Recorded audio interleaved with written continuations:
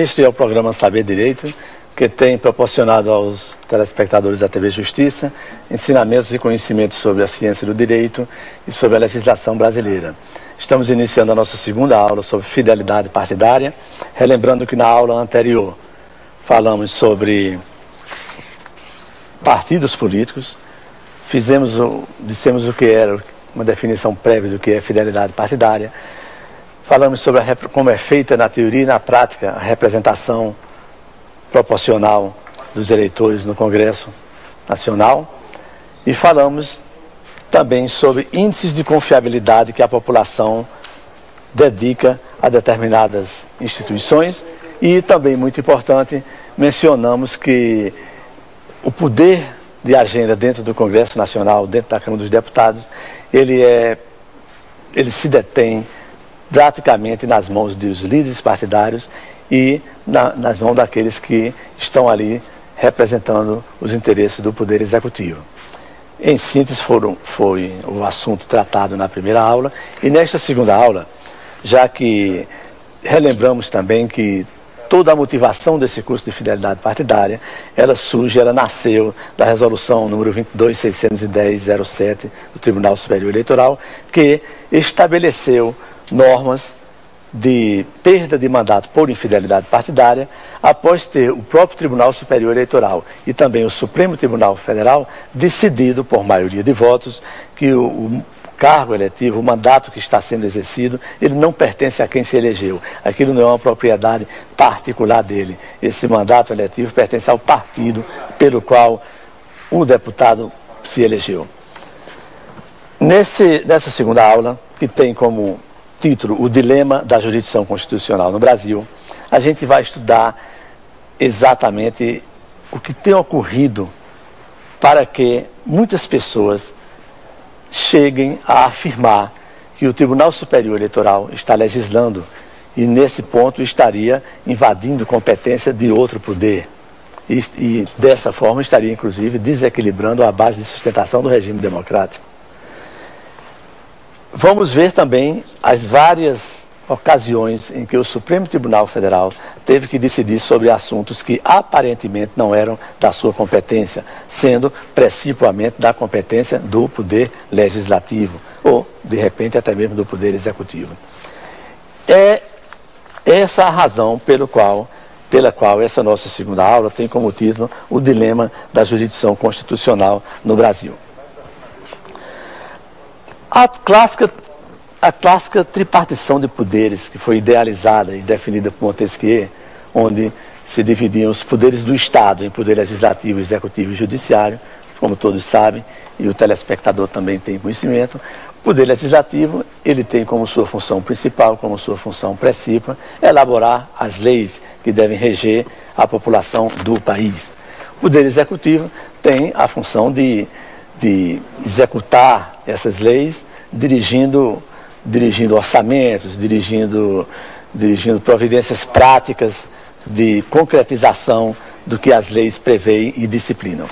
O Poder Judiciário, ele teria o poder de aplicar aos casos concretos a sua interpretação da lei. Então, o Poder Judiciário, ele não tem nenhuma amplidão, como teria o Legislativo, de definir normas gerais e abstratas que passam a valer, são as leis, que passam a valer para todos. O Poder Judiciário apenas sendo provocado por casos concretos, o Poder Judiciário ele atua dessa forma, né? Alguém se dirige ao Poder Judiciário, apresenta uma situação e diz, bem, eu fui prejudicado, a lei me protege dessa forma, o Poder Judiciário, o juiz ou o tribunal de segundo grau, ou mesmo os tribunais superiores, eles vão apreciar aquele caso e dizer se a lei protege ou não. E então, com a força das instituições, diz o que deve ser feito, né? No âmbito civil, no âmbito penal, no âmbito tributário, seja lá o que for. Então, essa é a tripartição clássica dos poderes. Modernamente, essa tripartição de poderes tem sofrido modificações. Em primeiro lugar, de algum tempo para cá, o Poder Executivo se transformou num poder com muito mais força, porque ele tem o poder e tem a definição sobre a aplicação da arrecadação do Estado. Então, tem o poder sobre o numerário do país, digamos assim, né? ficou muito forte o Poder Executivo e essa é uma das razões que, inclusive, nós vimos na aula anterior, que por vezes atraem deputados para o partido do governo.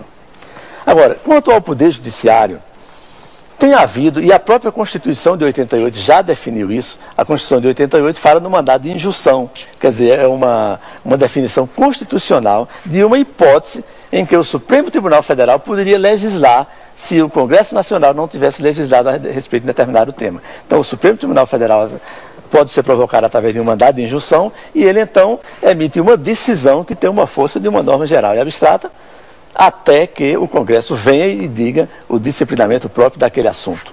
Então, a própria Constituição prevê essa hipótese em que o Supremo Tribunal Federal pode legislar através de uma provocação de um mandado de injunção. Mas as cortes constitucionais em todo o mundo, como é o Supremo Tribunal Federal no Brasil, as constitucionais, elas têm originariamente, no máximo, uma função de legislador negativo. Então alguém chega ao Supremo Tribunal Federal, um funcionário público, e diz: eu fui demitido pelo Poder Executivo ilegalmente.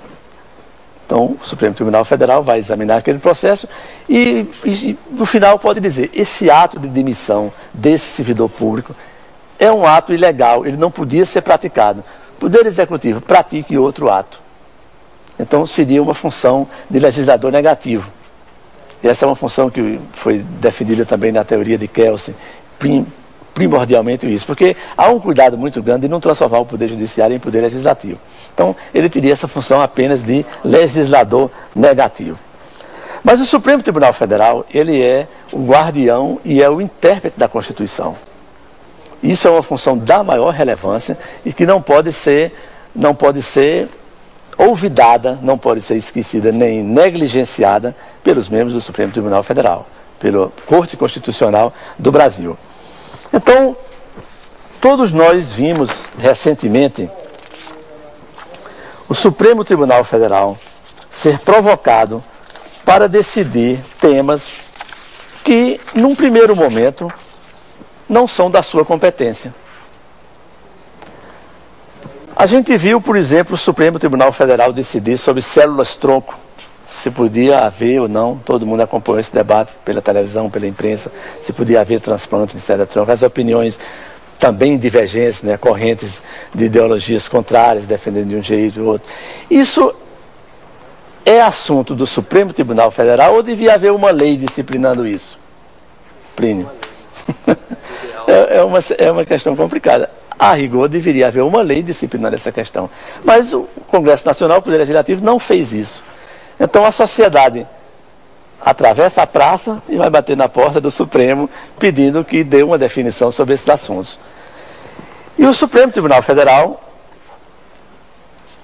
examina o assunto e acha que realmente não pode ficar alheio a esse anseio da sociedade. Como o Supremo Tribunal Federal também é um Estado e a tripartição dos poderes, todos são Estados. O Estado do Poder Legislativo, o Estado do Poder Executivo e o Estado do Poder Judiciário. E vai e decide sobre células-tronco.